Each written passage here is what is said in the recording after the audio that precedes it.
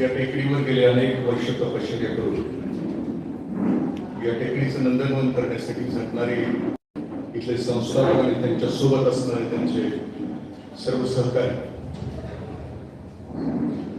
आज आपल्या लेकराविषयी त्याचं नेमकं काय करायचं, कसं करायचं याच्याविषयी उत्सुकता असणारे या सभागृहातील सर्व आदरणीय आई बाबा, आपल्या जवळचा मोबाईल कृपया करून सायलेंट मोडला ठेवा. कदाचित त्याला बंद करायचं माहित नसेल, त्या मोबाईलच्या कंपनीने त्याला एक लाल रंगाचं बटन दिलेलं आहे, ते बटन दाबा. एखाद्याची मोबाईलची ट्यून खूप चांगली असेल, आजकालच घेतला असेल, सारखं त्याला वाटत असेल की लोकांनी ऐकावे, तर माझ्या भाषणानंतर या माईकवरून आपण ऐकण्याची व्यवस्था करूया. खालून वर येताना पालकांची लगबग बघत होतो, कारण पालकत्व बदललं. मगाशी सर खूप छान एक वाक्य बोलले की म्हणजे आई वडील होणं सोपं आहे, पण पालक होणं अवघड आहे. पालक होणं ही तपश्चर्या आहे, समजून. आणि आता तर अत्यंत नितांत अशी गरज आहे. भोवताल इतका बिघडलेला असताना, भोवताल इतका विचित्र असताना पालकत्वाची नितांत आवश्यकता.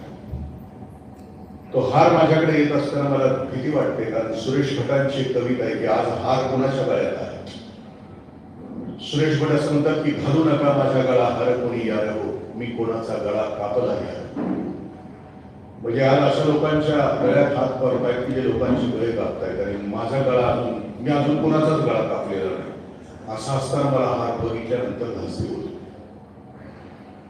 इतका भोवताल विचित्र, आजूबाजूचा भोवताल इतका विकृत होत निघाला.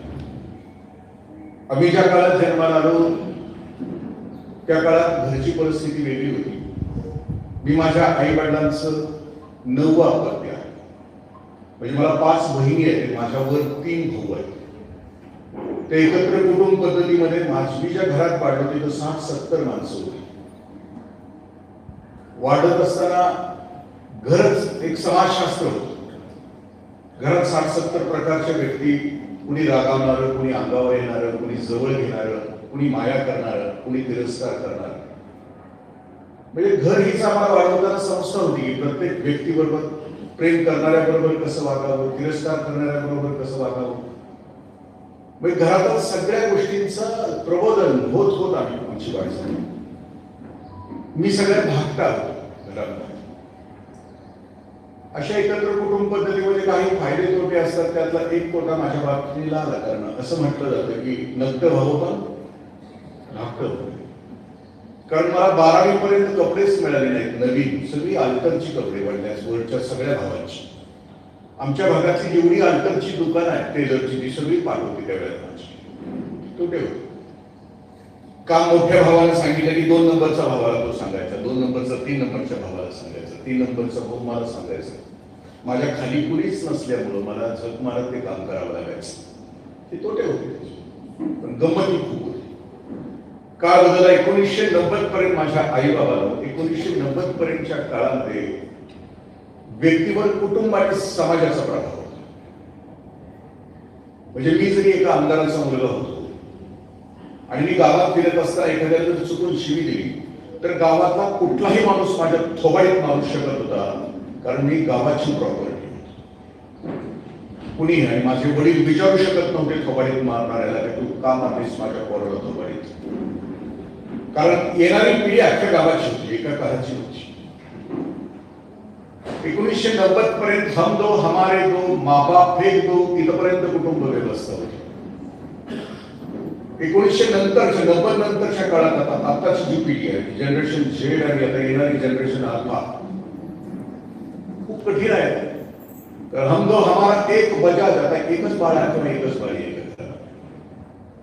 आणि मग त्याचं संगोपन करणं खूप, आणि एका पिढीला तर आणखी भविष्यामध्ये खूप प्रश्न आहे. एकच बाळ आहे, एकच बाळी घरामध्ये असलं तर त्याला मामा नाही, मावशी नाही, आत्या नाही भविष्यामध्ये. ते सुखापासून तर दूर असणार.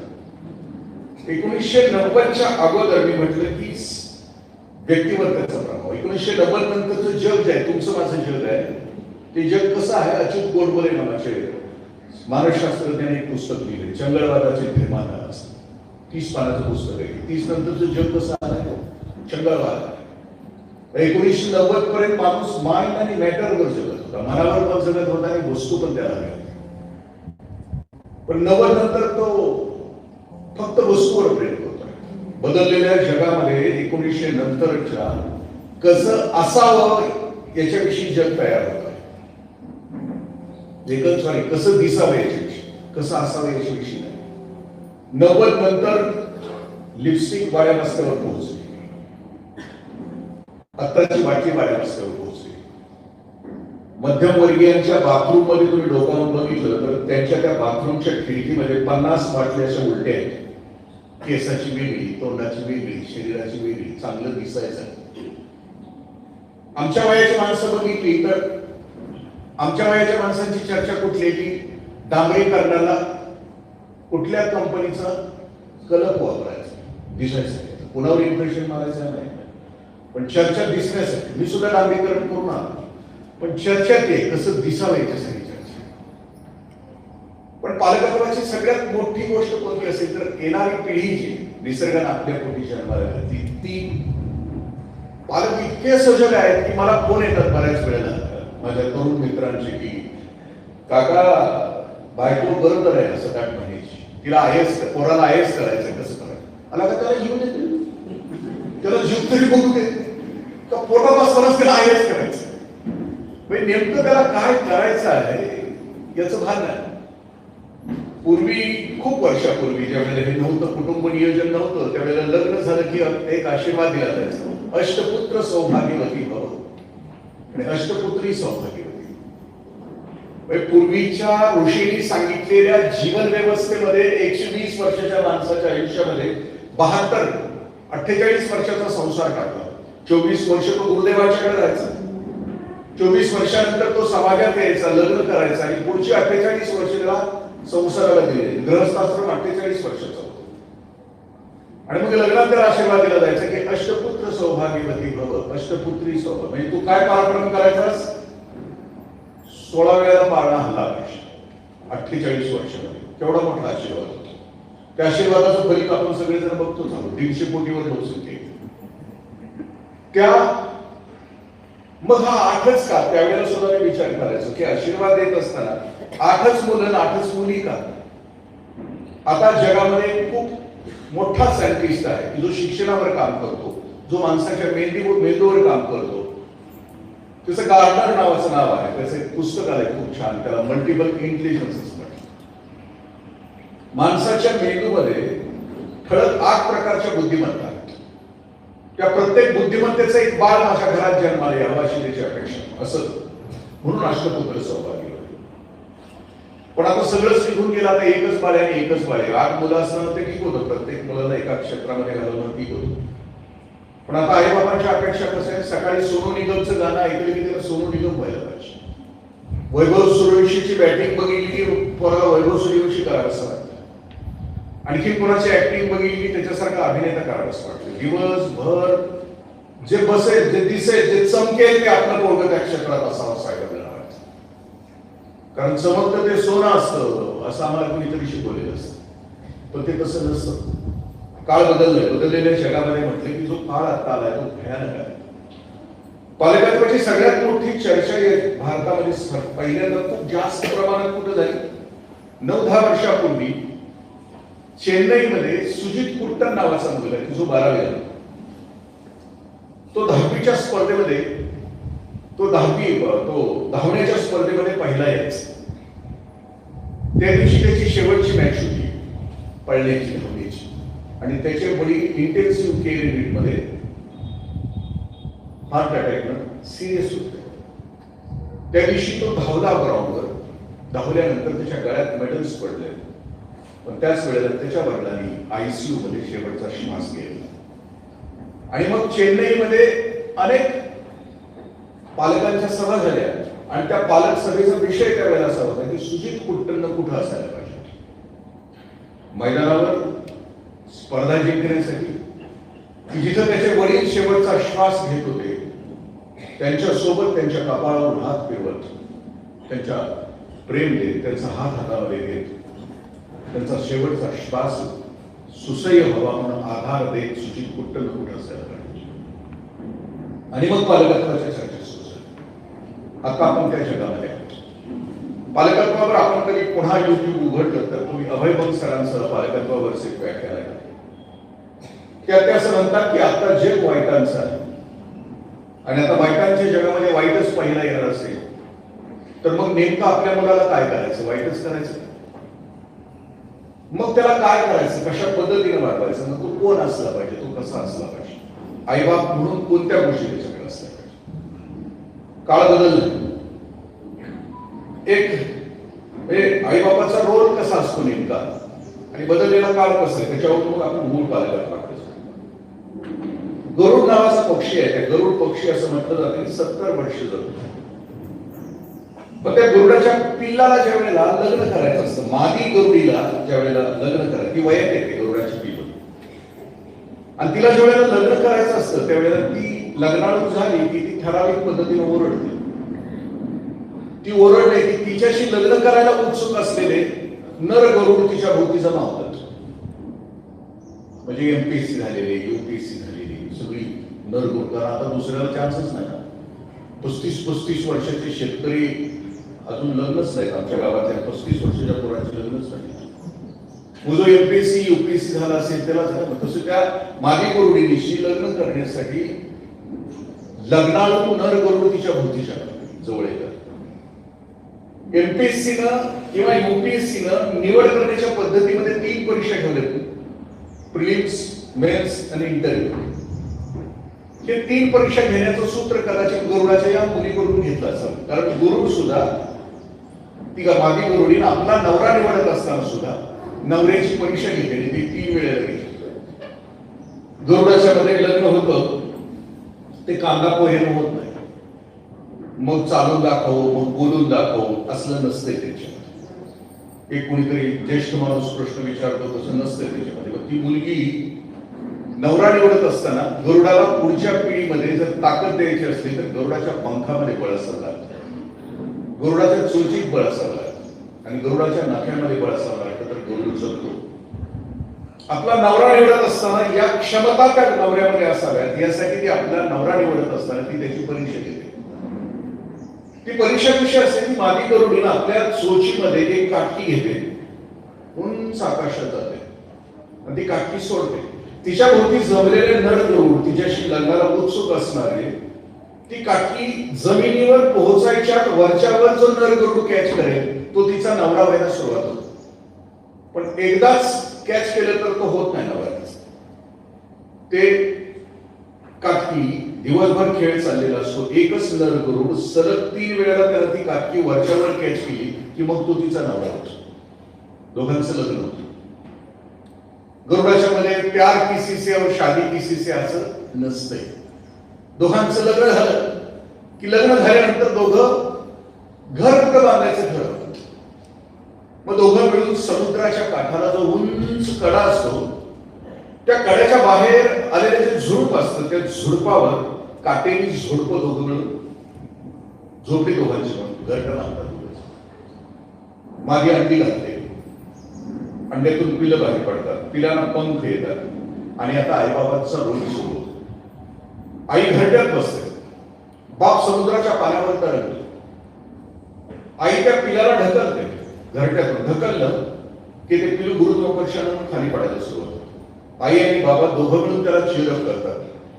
बाळा पंख पसर, घे झेप, मार भरारी, दोघं चेअरअप करतात. पण ते समुद्राच्या पाण्यात कोसळतं पहिल्या वेळेला. बाप सोबत जो तरंगत असतो तो खाली येतो, चोचीमध्ये पिलाला उचलतो, पुन्हा घरट्यात आणतो, पुन्हा आई बाहेर ढकलते. दिवसभर आईबाबांचा खेळ सुरू असतो. त्या पिलाच्या पंखात बळ येईपर्यंत आईबाबा काम करत असतात. हे तिथं झालं. आईबाबाचा रोल आपला जो आता या काळामध्ये जो आहे त्याच्याविषयी आता बोलतोय. बदललेल्या काळात एका चित्रकाराला अशी बदललेला काळ किती भयानक आहे आपल्या लक्षात.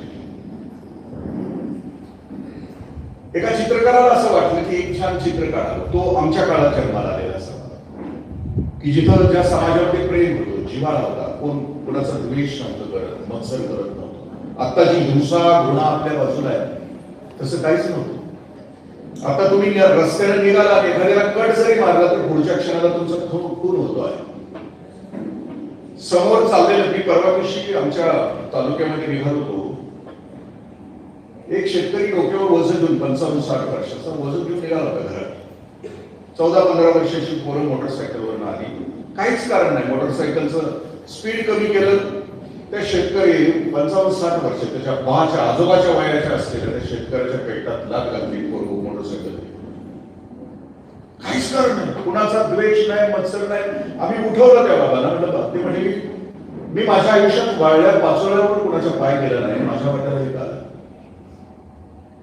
मुलं बघा, तुमच्या माझ्या घरातली मुलं बघा, आजूबाजूचं वातावरण हिंसेनं घृणेनं किती भरलंय तपासणं.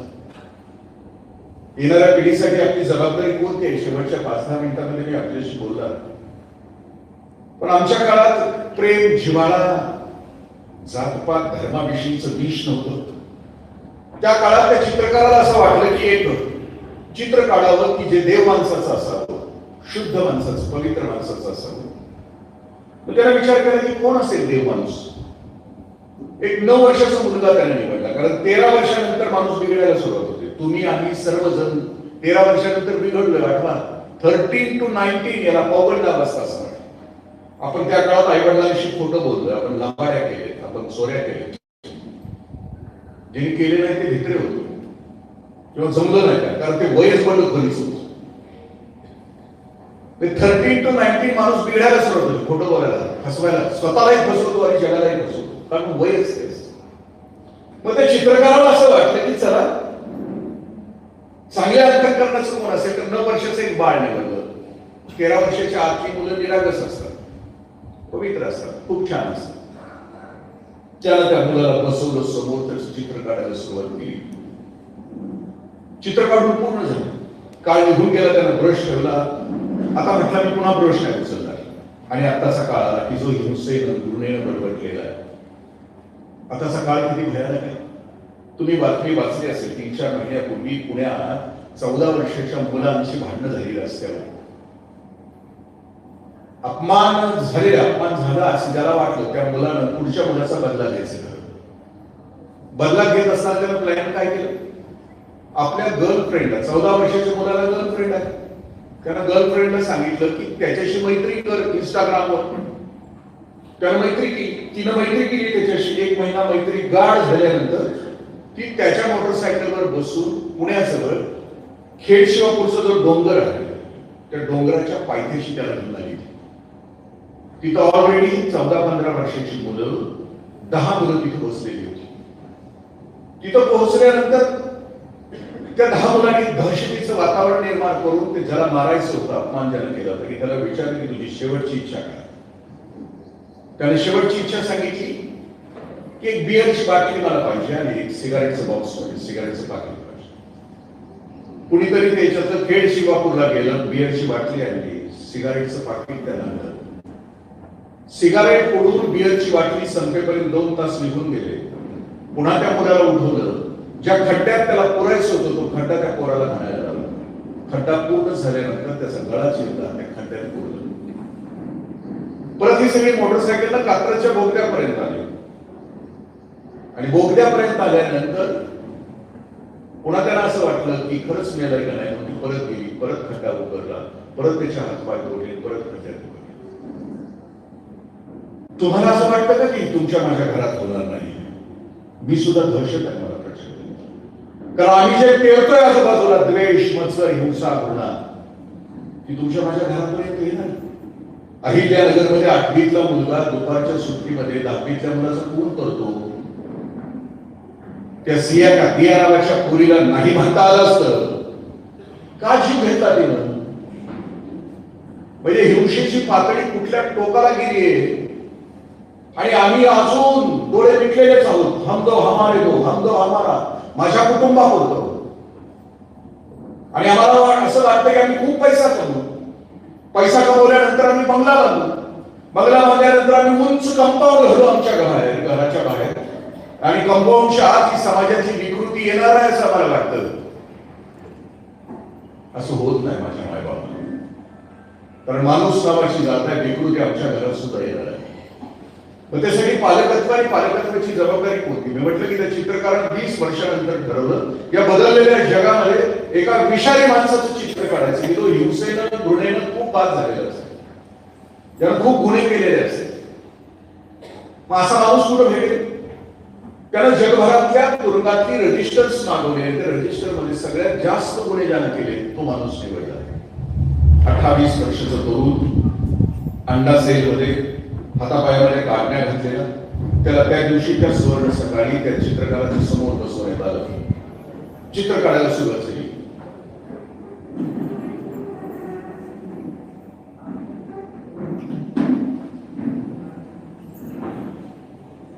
खुर्च्या घट्ट बसा, घट्ट, आता हलू नका. श्रोते 4 प्रकारचे असतात. कनिष्ठ श्रोता, ते आले नुसतं बसले गेले, साहेबांनी बोलवले गेलं पाहिजे.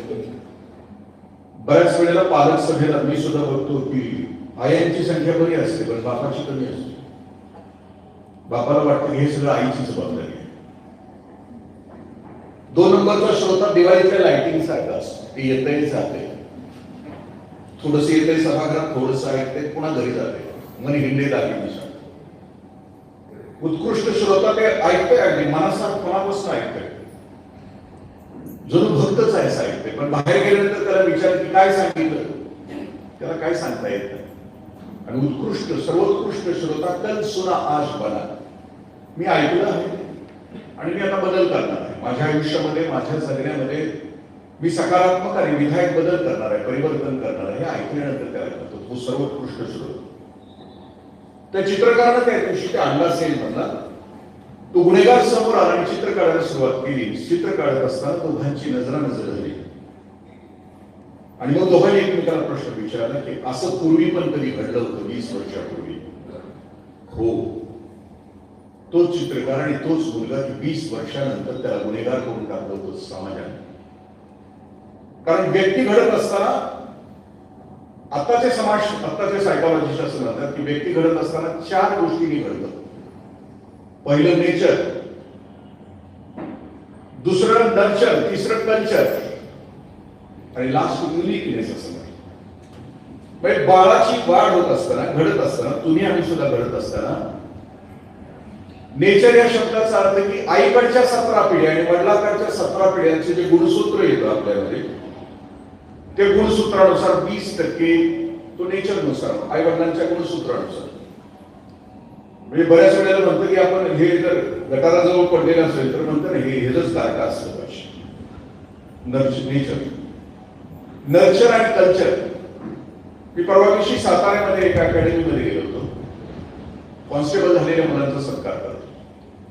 त्यातली एक मुलगी शेरड मेंढर सांभाळत तिनं परीक्षा दिली. 2-2 दिवसाची उपवासी, दरड्यामध्ये झोपायची, कळपामध्ये बोलत असताना तिच्या डोळ्यामध्ये अखंड अश्रूंच्या धारा होत्या. कारण ती यशस्वी झाली, ती कॉन्स्टेबल झाली. आता ती आई वडिलांना सुखी करणार होती. तिच्या वाट्याला ते होतं, नर्चरिंग ते होतं. म्हणजे त्याला भोवताल कोणता मिळतो, त्याला घर कोणतं मिळतं, त्याला गल्ली कोणती मिळते, त्याला गाव कोणतं मिळतं. आणि तिसरा टप्पा आहे की कल्चर, कोणत्या संस्कारामध्ये वाढतो. मी एका वारकरी संप्रदायाच्या घरामध्ये कधीतरी उतरतो. चौथे माणसं, त्या घरातले चुलते मालके सेपरेट झाले, घर विस्कटली, घर अशी सेपरेट घर बांधली. पण एक वैशिष्ट्य त्या घराचं आहे की त्या घराच्या पुढे एक पांडुरंगाचं मंदिर आहे, विठ्ठलाचं मंदिर आहे.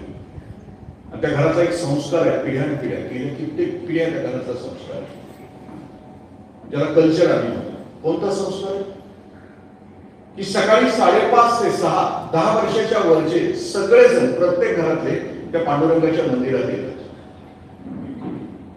आणि सकाळी हरिपाठ काकडा म्हणतात.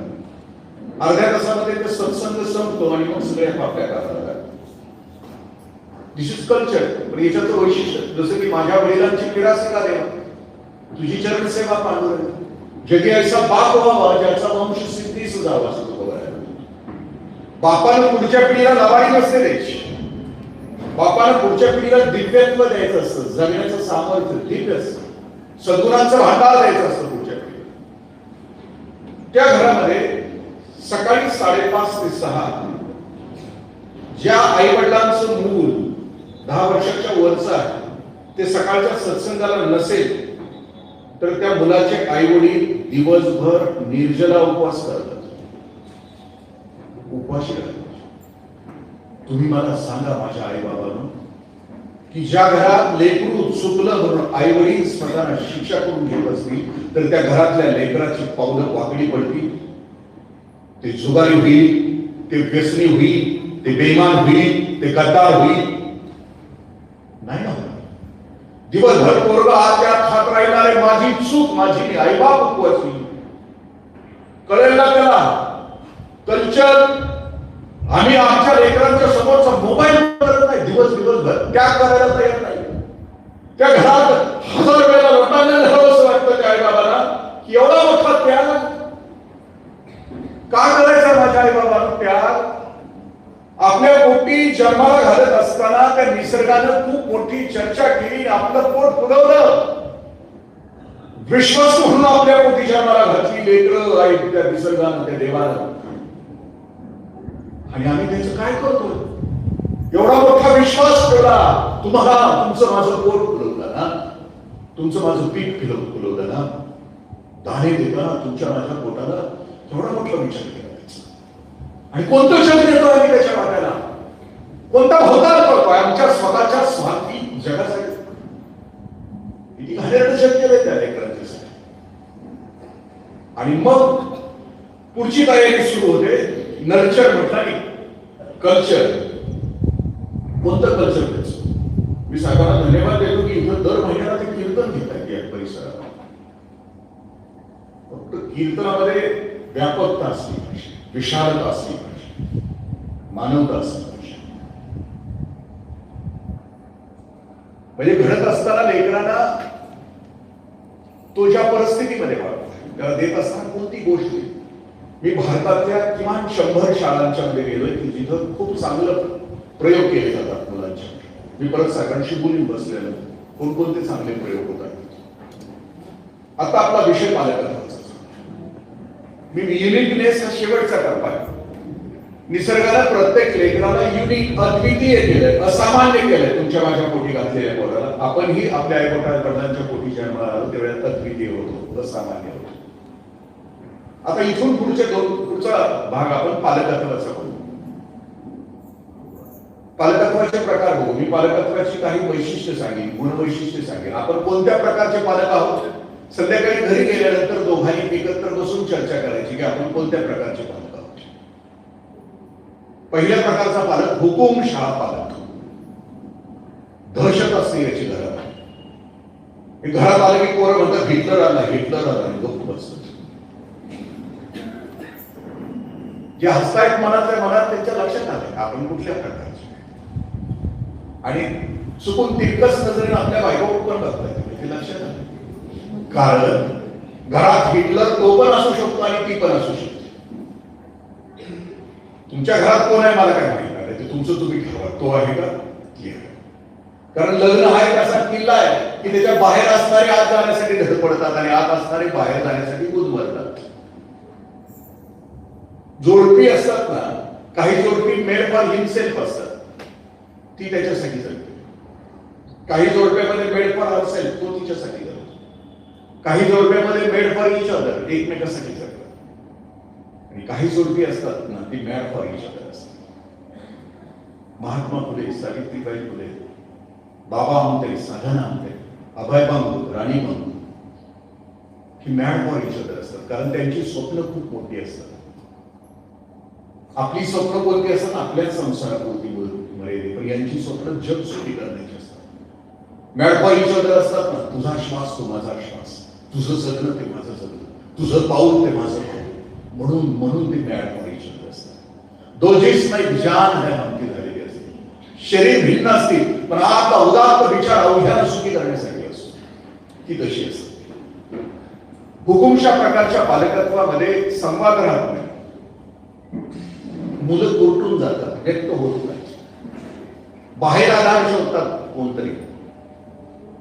तुम्ही बातम्या वाचल्या असतील, त्या मुलाला घरातच कुत्रे चावलं. वडिलांची दहशत असल्यामुळे त्याला नाही सांगितलं, मार खावा लागेल. 2 महिन्यानंतर त्या मुलाला रेबीज झाला आणि वडिलांच्या मांडीवर त्यानं शेवटचा श्वास घेतला. हुकुमशाह नाही सांगू शकत. आता मी मगाशी म्हटलं की बदललेल्या जगामध्ये आमचं मॅटरवर म्हणजे वस्तूवर प्रेम. बापानं गाडी घेतली, घरात आली, खालच्या गॅरेजमध्ये मुलांच्या बरोबर खेळत असताना त्यांचा स्वतःच्या मुलानं हातामध्ये दगड घेतला आणि गाडीवर काहीतरी ओरखण्याला सुरुवात केली. बाप तोपर्यंत आला. बापानं बघितलं की पोरगं नवी कालच आणलेल्या गाडीवर काहीतरी ओरखडा देते. बापाला राग आला, पण पोराने इतकं मारलं की ऍडमिट करावं लागलं. खूप मारलं, कारण गाडीवर प्रेम ना पोरापेक्षा. परत घरी आल्यानंतर त्यानं गाडीवर काय लिहिलं लेकरानं म्हणून बघितलं तर मुलानं गाडीवर ओरखडा जो मारला होता त्याच्यात वाक्य लिहिलं होतं त्या पोरानं, पप्पा आय लव्ह यू. पण उशीर झाला होता, हुकुमशाह प्रकारचा पालक. दुसऱ्या प्रकारचा पालक भित्रे पालक. नकार देतच नाही कुठे, मागच नाही द्यायचं, बाहेर जाऊन काय करू नये. नकार पचवायची क्षमता आम्ही त्याच्यामध्ये निर्माण करत नाही. आणि मग 16व्या वर्षी ते एखाद्या मुलीला प्रपोज करतो, तो हा त्याचा नाक आहे, तो है मेरी सनम. मग ती नाही म्हटली की रस्त्यावर अमृता देशपांडे, रिंकू पाटील, जान्हवी तुपे यांच्या खांदोळ्या होत्या. किंवा मगाशी सांगितलं ते दियानं ढकललं. नकार पचवण्याची नाही. तिसऱ्या प्रकारचा पालक आहे रूढीवादी पालक. हे काय भूतकाळातच असतंय. आमच्या काळात असं होतं ना, आमच्या काळात तसं. आम्ही पोहत होतो, आम्ही सुरपाट्या खेळत होतो, आम्ही कबड्डी खेळत होतो. काळ बदलला ना. आता मी बालसंस्कार शिबिर घेतो माझ्याकडे. त्या बालसंस्कार शिबिरामध्ये मुलांशी गप्पा मारत असताना त्या मुलांना मी 15-16 प्रकारचे खेळ लिहायला सांगतो कागदात. पोरं 15 खेळ मोबाईल मध्ये लिहितात आणि एक खेळ क्रिकेट नावाचा मैदानावरचं लिहितात. पण आम्ही ज्या वेळेला वाढलो, गट्ट्या बिट्ट्या खेळत वाढलो, कोया खेळत होतो, सिगारेटची पाकिटं खेळत होतो. माझ्या वयाचे आहेत त्यांच्या लक्षात येत असेल, भारी खेळायचं. पण त्यावेळेचे खेळ सगळे सामाजिक व्यवस्थेचे होते. अबुधाबी नावाचा आमचा खेळ होता, त्याला चेंडू तयार करावा लागायचा. चेंडूमध्ये अख्खा समाज असायचा. कापड एकाचं, दाबान एकाचं, दोरा एकाचा, चिंध्या एकाचा.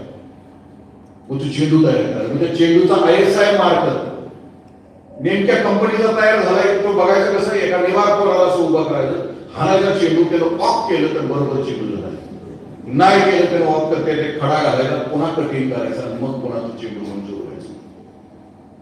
विटीदांडासारखा सुद्धा खेळ आम्ही खेळायला जायचो. तर वड्याला जायचं, बाबळीच्या झाडाचा खापा बघायचा, बसायचा. त्याला इट्टी नावाचा एक प्रकार असायचा, कोलाचा. इट्टी फुटायची म्हणून पुन्हा वड्याला जायचं, हिंगण मिटक्याचं झाड बघायचं, त्याचा हिंगण मिटका आणायचा, रातभर पाण्यात घालायचा, सकाळी मग ती हिंगण मिटक्याची बी म्हणजे आमची इट्टी असायची. दांडूचा डांबर मारत असताना जे स्किल लागतं ना, ते सचिन तेंडुलकरला षटकार मारताना सुद्धा लागतं. इतकं स्किल लागतं, जी खेळत नाही दांडू त्याच्यापेक्षा. अशी इतकी वर उडवायची, मुंगशी मारायची आणि मग ते मोजायचं, 2 मोजायचं. हेल पाव हे तेरी मेरी 14 दांडू, पिलू पांडू संगुडवाडा सटाक फटाक, एरा पाव दोराची मेरा मिठी, चारी घोड पारी गाय, डेळत की झुल. त्या समृद्ध जगात आम्ही वाढलो. आणि आता मात्र काळ बदलला आपल्या लेकरांच्या काळात. स्क्रीन आणि स्क्रीन, दुसरं काहीच नाही. रूढीवादी पालक. पुढचे तटस्थ पालक. तुझं तू जग, माझं मी जगतो. तुला मी पैसे देतो, तुला कपडे देतो, तू माझ्या आयुष्यात दखल घेऊ नको, मी तुझ्या आहे. भावनिक इन्व्हॉल्वमेंट नसते काय नात्यामध्ये दोघांच्या, मुलाच्याही आई वडिलांच्या. तटस्थ पालक आहेत, तुम्ही बहुतांश तपासून बघा.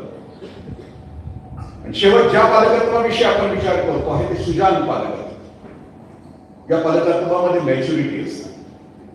या पालकत्वामध्ये घरामध्ये एक आनंदाचं वातावरण असतं, जिव्हाळा असतो, प्रेम असतं. बाळ्या किंवा बाळी जर पुढच्या वर्षी 10वी किंवा 12वीला असेल तर घरामध्ये एकत्र बसून निर्णय घेतला जातो की पुढच्या वर्षी अजिबात टीव्ही नाही लावायचा घरामध्ये, कारण बाळ्या किंवा बाळी 10वी किंवा 12वीला. माझ्या आई बाबा माझं लग्न झालं त्यावेळेला माझी बायकोशी जी पहिली बैठक झाली त्यावेळेला आम्ही दोघांनी मिळून ठरवलं होतं की आपल्याला आपल्या परीने आपल्या लेकराशी चांगलं द्यायचं. आम्ही दोघांनी त्यावेळेला ठरवलं होतं की घरात टीव्ही असणार नाही. आजपर्यंत माझ्या घरात टीव्ही नाहीये. 7,000 पुस्तकांचं माझं स्वतःचं ग्रंथालय, माझ्या दोन्ही मुलांना वाचनाचं प्रचंड वेळ लावलेलं.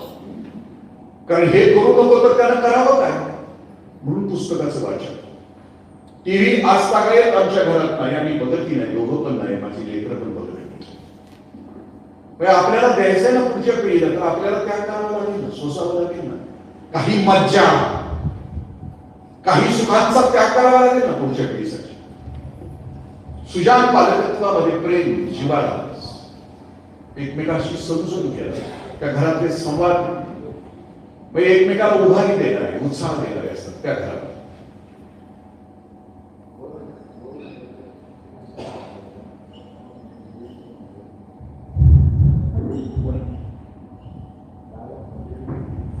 इथं माहिती मिळतं ना.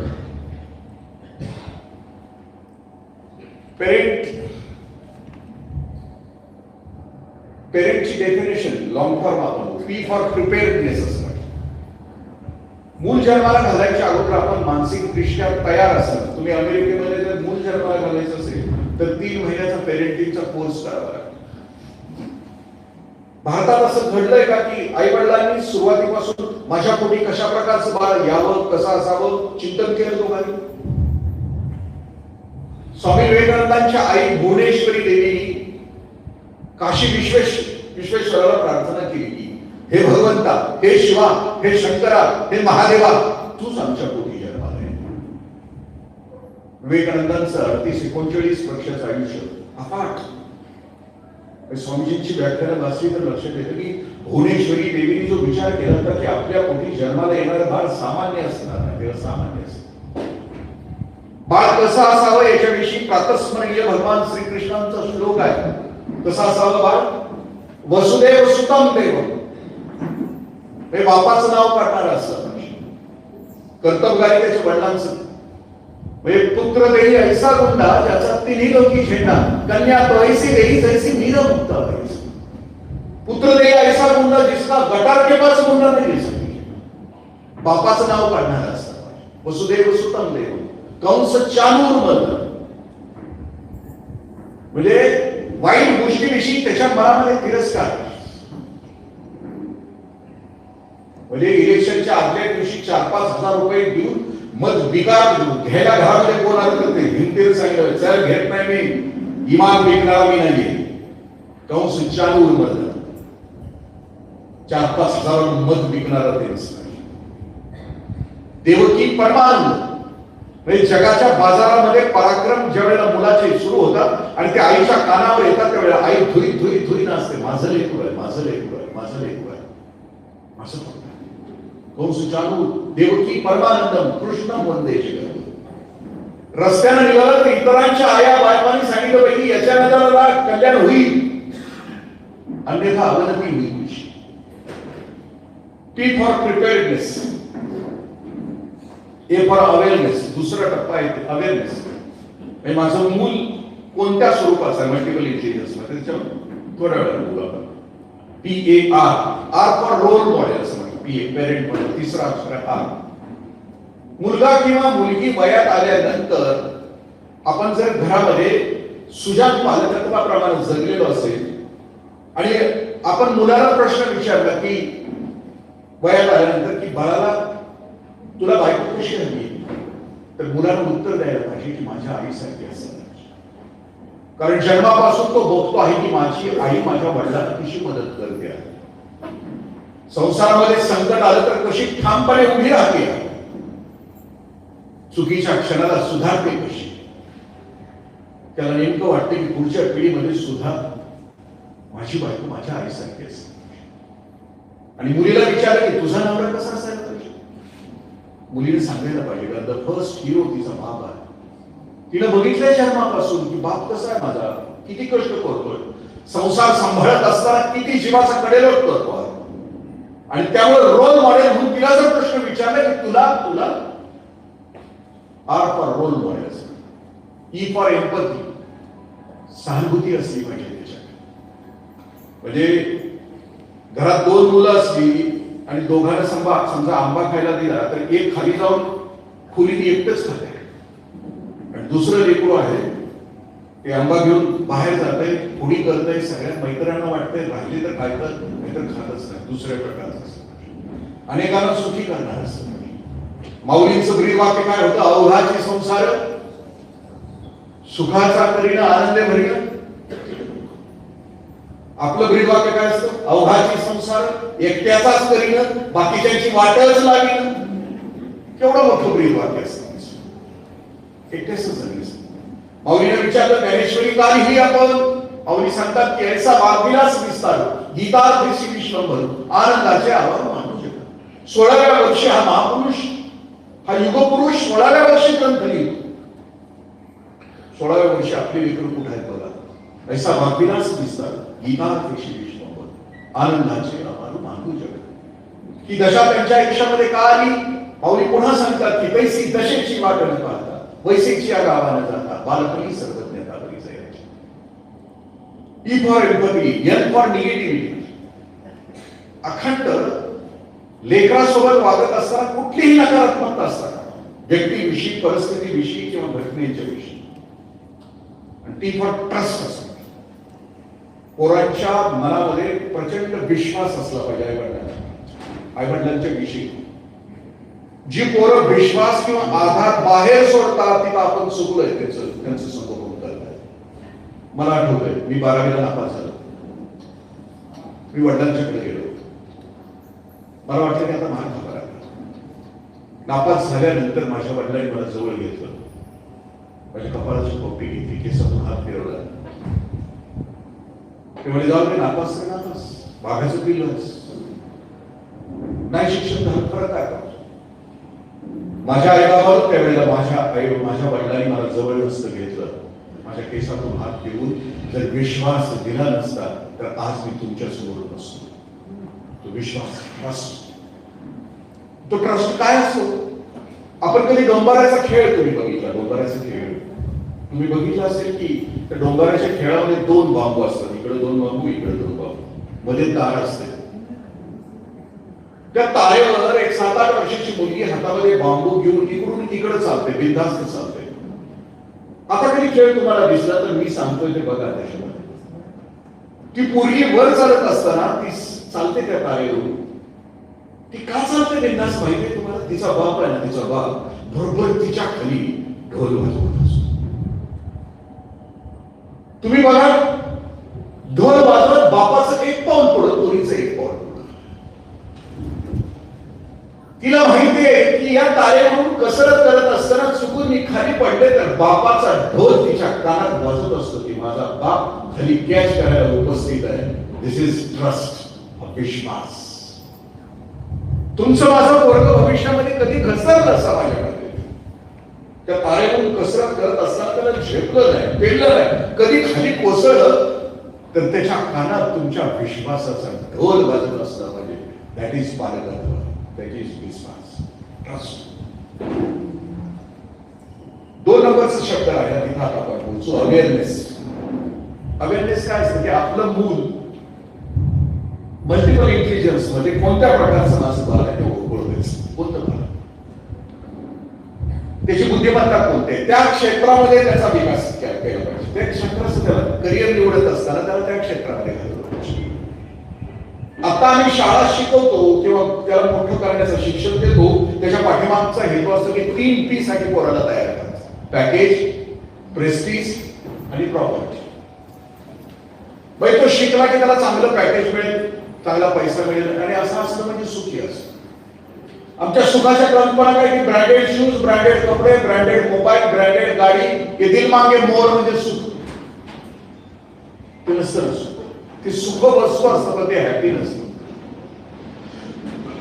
मग माझं मूल कोणत्या क्षेत्रामध्ये, पॅकेज, प्रेस्टीज आणि प्रॉपर्टीच्या पलीकडे. मी बालसंस्कार शिबिरात घेतो. शेवटच्या दिवशी पालकत्वावर मी बोलत राहतो दरवर्षी. मी यावर्षी काही मुलांना, माझ्या स्वयंसेवकांना असं सांगितलं की मुलांशी चर्चा करणे, त्यांची आईवडिलांच्या विषयीची मतं जाणून घ्या. त्या शिबिरातली 2-3 मतं मी शेअर करतो आपल्याशी. एका मुलानं माझ्या स्वयंसेवकाला असं सांगितलं की मला वडिलांची खूप भीती वाटते. का? मी अभ्यास करत नाही म्हणून माझे वडील पट्ट्याने मला मारतात, कमरेच्या पट्ट्याने मारतात. मग मी पट्ट्या लपवून ठेवतो. मग वडील पुन्हा नवीन पट्टा आणतात, मारत राहतात. दुसऱ्या मुलाची प्रतिक्रिया होती की माझे वडील मी अभ्यास करत नाही म्हणून गॅलरीमध्ये रात्रभर अंधारात उभे करतात. मी माणसाच्या मुलाविषयी आणि माणसांच्या विषयी बोलतोय मी तुमच्याशी. म्हणजे मुलं तयार करत असताना ती पॅकेज प्रेस्टिज आणि प्रॉपर्टीसाठी करायची का सुखासाठी करायची, की आनंदी असली पाहिजे. जर पॅकेज प्रेस्टिज आणि प्रॉपर्टीने जर सुखी होत असते माणसं तर डोकावून बघा त्यांच्या घरामध्ये आणि मग लक्षात. मग पहिला पालकत्वामध्ये मूल, आपलं मूल ओळखा. ए फॉर अवेअरनेस. कोणत्या प्रकारचं मूल आहे? भाषिक बुद्धिमत्तेचं मूल आहे का आपल्याला? पहिली बुद्धिमत्ता आहे भाषिक बुद्धिमत्ता. हे पोरगं निवांत थपा मारत असते. बाहेर गेलं, घरात आलं की पिक्चर बघून आलं, पाहुण्याचं लगीन करून आलं की घरात समाज घेते, खूप बडबडते, भाषेवर त्याचं प्रभुत्व असतं. माणूस पुढे श्रोता भेटला की ह्याचं सुच कॅसेट, त्याला वक्ता व्हावं, त्याला निवेदन व्हावं. खूप अडचण आहे जगामध्ये आता वक्त्यांची, निवेदनाची. आमच्या गावात 3-4 जणच आहेत. स्मशानात पण तेच असतात आणि लग्नात पण तेच असतात. स्मशानात पण म्हणतात यांच्या आत्म्याला शांती मिळू दे आणि लग्नात पण म्हणतात यांच्या आत्म्याला शांती मिळू दे. अजून लगीन व्हायचंय तरी. भाषिक बुद्धिमत्ता आपलं लेकरू छान बोलत असेल तर त्याला त्या क्षेत्रामध्ये, मला स्वतःला वाटतं खूप उशीर झाला. मी शासकीय नोकरीमध्ये 25 वर्ष काय, मी 25 वर्षापूर्वीच प्रबोधनाच्या क्षेत्रामध्ये असतो तर आणखी खूप काम करू शकतो. चुकली बात. दुसऱ्या प्रकारची बुद्धिमत्ता आहे गणितीय बुद्धिमत्ता. ते लेकरू गणितामध्ये खूप हुशार असतं. म्हणजे हिशोब चांगला ठेवतो, चालताना सुद्धा अगदी नागपुरामध्ये त्याला गणिताच्या क्षेत्रामध्ये घेऊन जातो. देवानं मला गणित दिलं नाही. मी 10वीला माझी बघा प्रगती पुस्तक बरोबर 52 मार्क. त्यावेळेच्या सरांना माझ्या कीव आली की ह्याला खाली ठेवण्यात काय पॉईंट नाही म्हणून त्यांनी मला 52 मार्क दिले. कुणी जर माझ्यासमोर असं गणिताचा प्राध्यापक किंवा कोणी आलं असं गणितात हुशार असणारा आणि मला सांगितलं की हे गणिताचे तज्ञ आहे, तर मी त्यांच्याकडे असा बघतो की जो एलियन्स आलाय, परग्रहावरून कोणीतरी माणूस आलाय. तर निसर्गाने त्याला वेगळं दिलं. गणित अवघड विषय क्षेत्रामध्ये. तुम्ही सगळेजण जागे आहेत का बघूया. मला जरा मध्ये धक्का देतो. गणित आपल्याला सुचतंय का? एक आकडा मला धरा. ह म्हणा सगळे. अरे ह म्हणा ना. खाली काय उपयोग दिले का? काय दिले?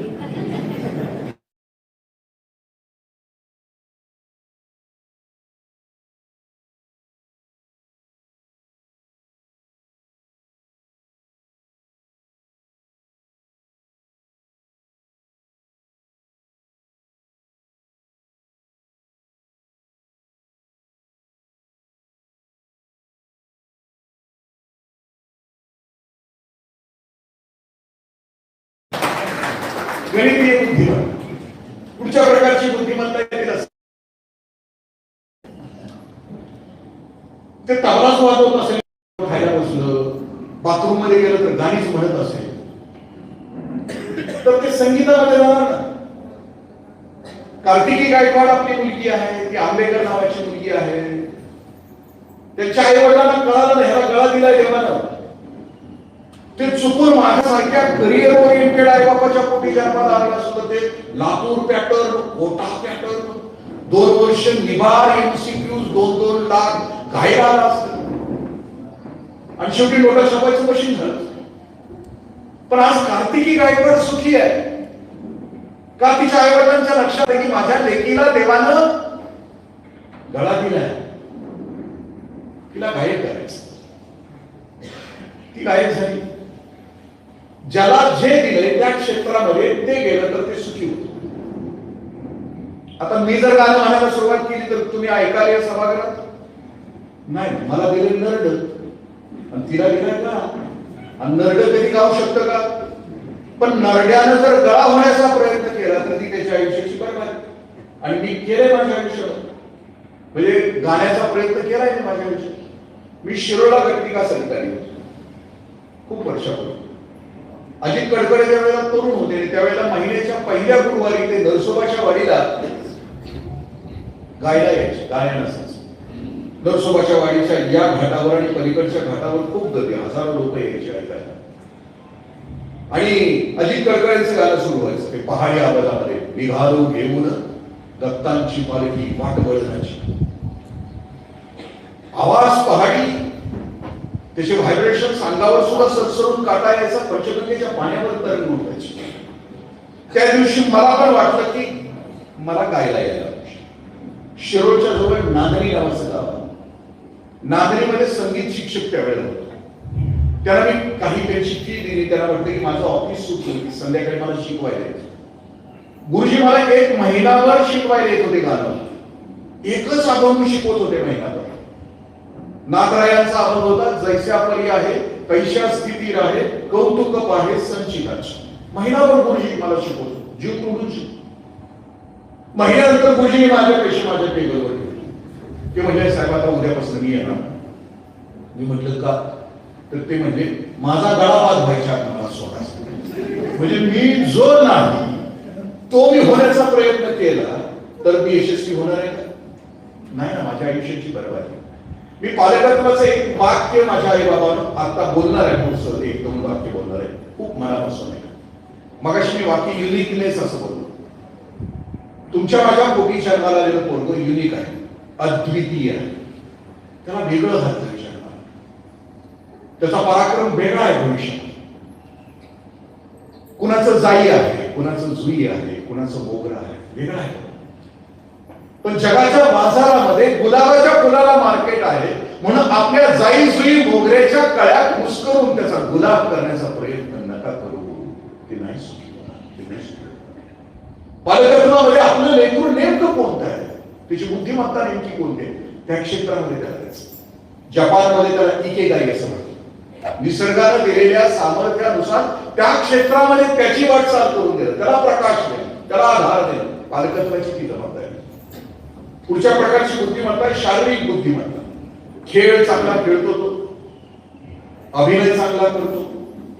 अभिनय म्हणजे मगाशी म्हटलं तसं कोणाच्या लग्नात ना आलं की जसाचा तसा अभिनय पाहुण्याचा करतोय. वर्गातल्या शिक्षकांचा सुद्धा तसाचा तसा अभिनय करतोय. कुठले गुरुजी कसे उभे राहतात, कोणता शब्द रिपीट करतात.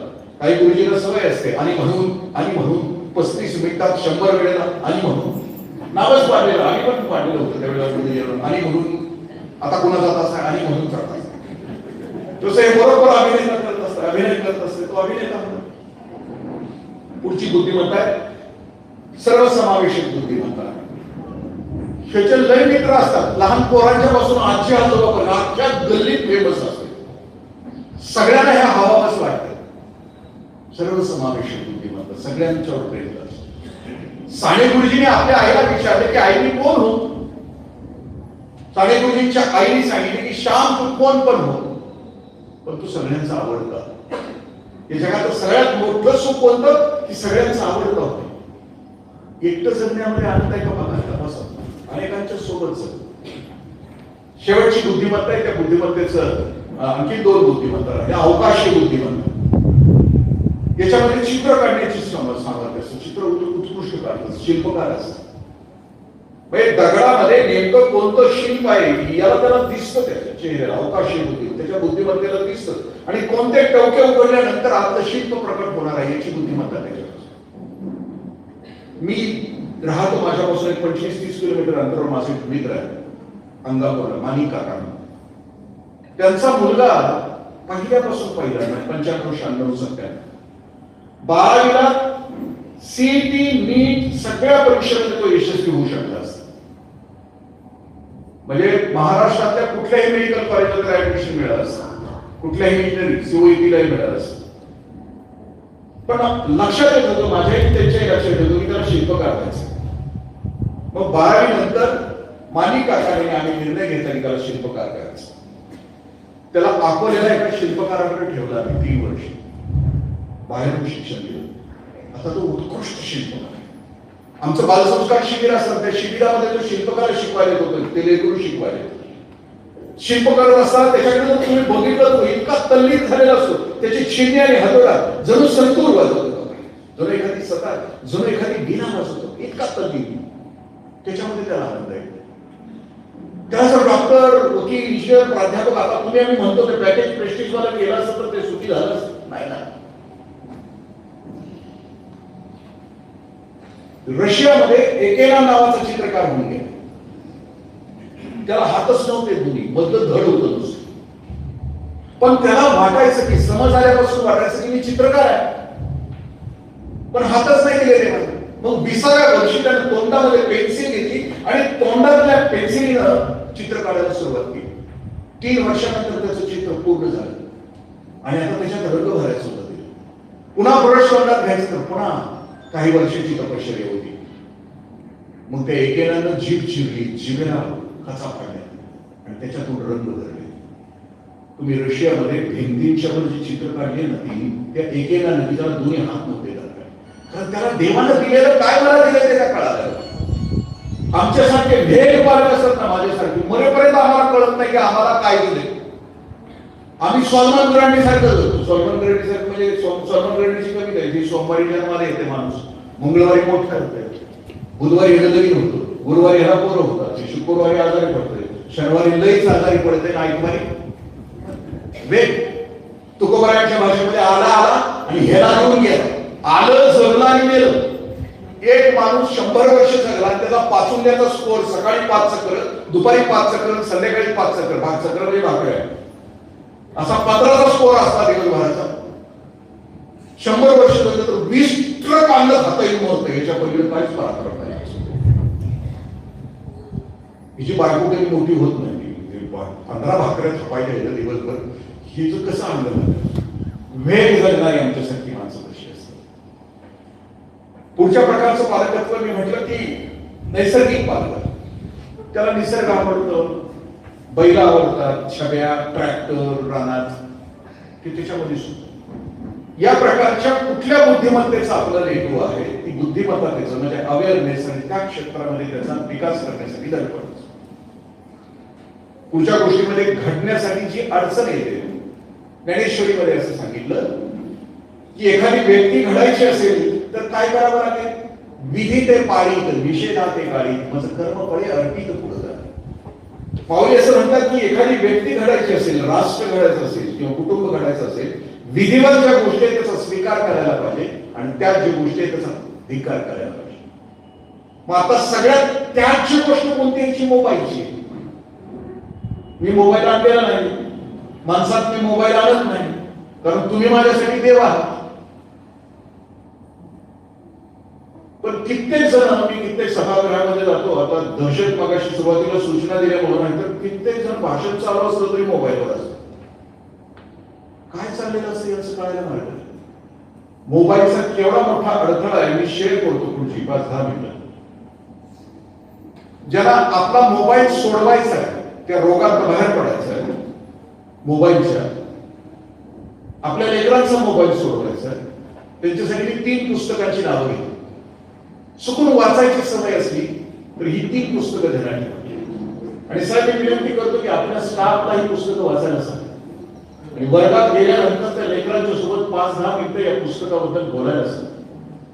मोबाईलचे विषय जग जे सत्यानाशाकडे निघाले, येणारी पिढी त्या स्क्रीनवरची ती सांभाळायची असेल तर ही 3 पुस्तकं. पहिलं पुस्तक आहे माध्यम कल्लोळ, नीलांबरी जोशी, वाटल्यास तिचं व्याख्यान ठेवायचं, सायकोलॉजिस्ट आहे पुण्याला.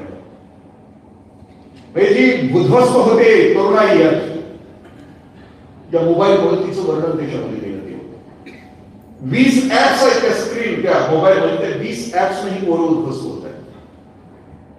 नमुना दाखल 1-2 ऍप्स मी बोलतो. पहिलं ऍप आहे शेल्फी नावाचं ऍप आहे. शेल्फीनं जगभरामध्ये रोज 100 आत्महत्या होत्या. कारण 2 आहेत. सायंटिफिकली तिनं लिहिलंय का आत्महत्या करतात, ती शेल्फी चांगली आली नाही. आता हाय तशीच येणार ना, म्हणजे नाड जसं आहे तसंच येणार, कलर जसा आहे वेगळं काय. शेल्फी चांगली आली नाही म्हणून आणि शेल्फी ग्रुपवर टाकल्यानंतर नामका मिळाला नाही, लाईक्स मिळाले नाहीत म्हणून आत्महत्या. आणि तिसरी आत्महत्या, तिसरी शेवटी लोहगळा. ठरवा किती डेंजर आहे लोहगळा, किती जणांना जागा केले तपास. दुसरा ऍप आहे वेब सिरीज. वेब सिरीज, एक वेब सिरीजचा कालावधी 16-17 तासाचा. आणि वेब सिरीज मध्ये काय दाखवलं जातं? हिंसा, घृणा आणि वल्गॅरिटी, सेक्स, लैंगिकता आणि हिंसा या दोन गोष्टी दाखवल्या जातात. पण त्या गोष्टी तुम्ही बघा, मी जी आजूबाजूची हिंसा, घृणा आहे त्याच कारणामुळे. आता मी स्क्रीन टायमिंग आणि एकाग्रता आणि झोपेची टायमिंग सांगतो की तिनं जे लिहिलंय अभ्यास करून या देशातल्या तरुणाईबद्दल, ते असं म्हणते की मुलांचा आता मोबाईलचा स्क्रीन टाइम आहे 13 ते 17 तास. झोपेचा टायमिंग लेकरांचं 2 तासाचा आहे. आणि कॉन्सन्ट्रेशनचा पिरियड, एकाग्रतेचा काळ फक्त 20 सेकंदाचा आहे. कोरोनाच्या अगोदर मोबाईल स्क्रीन कमी वापरला जात होतं, त्यावेळेला एकाग्रतेचं टायमिंग 4 मिनिटाचं होतं. टिकटॉकच्या रील्स 4 मिनिटाच्या होत्या कोरोनाच्या अगोदर. आताच्या रील्स 20 सेकंद आहे. 20 सेकंद सुद्धा त्याला दम नाही, सारखं वर फार फार फार वर पाहतो एकाग्रता. आता या एकाग्रतेच्या विषयी पुन्हा ज्ञानेश्वरीची एक ओवी आपल्याशी शेअर करतो. माऊली असं म्हणतात, अवधान ऐकलेची दीजी मग सर्व सुखाची पात्र होईचे, ते प्रतिज्ञोत्तर माझ्या ऐका. प्रतिज्ञेवर माऊली सांगताय की तुम्हाला आयुष्यामध्ये जी जी सुख प्राप्त करायची त्या सुखासाठी तुम्हाला एकाग्रता हवी आहे. हे कुठल्या भोरट्या माणसानं चौकात दिलेलं आश्वासन नाहीये. एका महापुरुषानं आपल्या ज्ञानेश्वरी नावाच्या आगार ग्रंथामध्ये लिहिलंय ओवी, तुम्हाला कोणतंही सुख हवं असेल, कोण व्हायचंय तुम्हाला? वैज्ञानिक व्हायचंय, अभिनेता व्हायचंय, कलाकार व्हायचंय, लेखक व्हायचंय, कवी व्हायचंय, जे कोणी तुम्हाला व्हायचं असेल तर होण्यासाठी तुमच्याकडे एकाग्रता असायला पाहिजे. बघा ना, आता सुद्धा कित्येक जण अस्वस्थ असेल.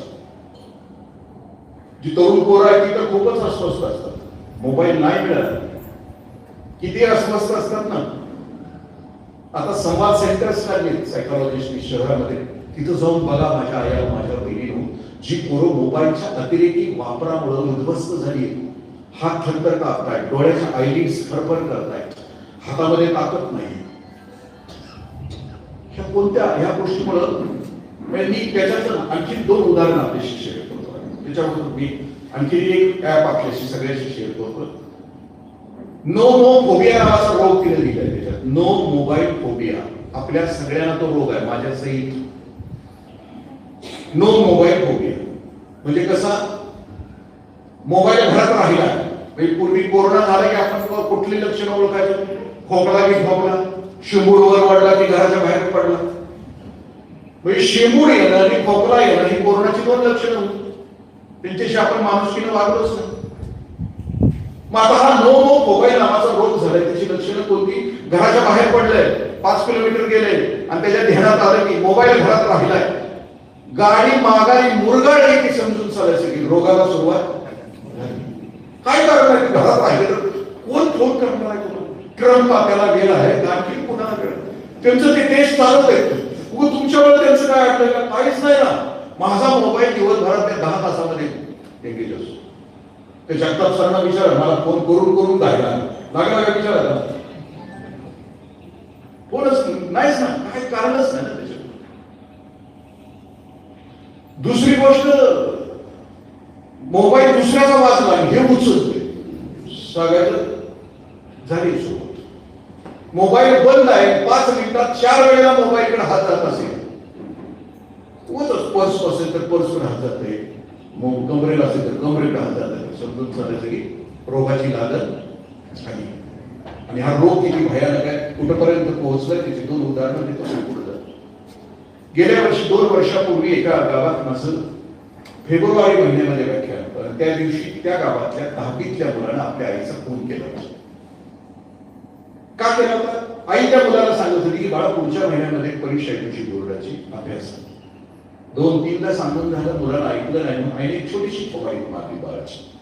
बाळाला राग आला तर आईला उठवलं, ढकललं, पाठीमागच्या भिंतीवर आई आली. आई संपली. आता मुलाचं सुरू झालं की ह्या हा खून पचवायचा कसा? मग त्यानं ब्लेडचं पान आणलं, हाताच्या मनगटावर त्यानं वार केले. त्याला वाटलं की रक्त बाहेर आलं की तिनं आत्महत्या केली दाखवा. पण मृत्यू झालेला असल्यामुळं, हृदय बंद पडलेलं असल्यामुळं हाताच्या त्या नसांच्या मधून रक्त आलं नाही. आता बाळाच्या लक्षात आलं की आपण वाचवायचं नाही. मग त्याला आईची साडी काढली, तिचं एक टोक आईच्या गळ्याला बांधलं, दुसरं टोक फॅनला बांधलं, दिखावा तयार केला. पण इन्स्पेक्टर त्या दिवशी सांगत होते की पट्ट्याला हात घातल्याबरोबर पोरानं सुरू सांगितलं की आईनं मारलं कसं.